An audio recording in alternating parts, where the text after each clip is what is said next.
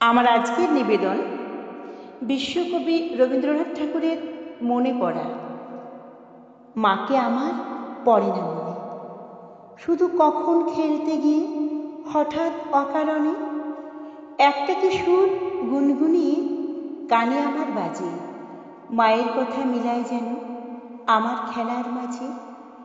মা বুঝি গান গাইতো আমার দোলনা ঠেলে ঠেলে। মা গিয়েছে যেতে যেতে গানটি গেছে ফেলে।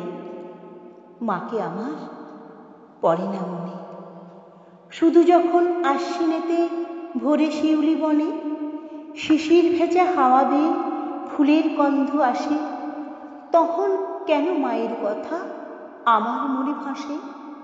কবে বুঝি আনতো মা সে ফুলের সাজি বয়ে, পূজার গন্ধ আসে যেতায় মায়ের গন্ধ হয়ে। মাকে আমার পড়ে না মনে, শুধু যখন বসে গিয়ে শোবার ঘরের কোণে জানলা থেকে তাকায় দূরে নীল আকাশের দিকে, মনে হয় মা আমার পানে চাইছে অনিমিকে।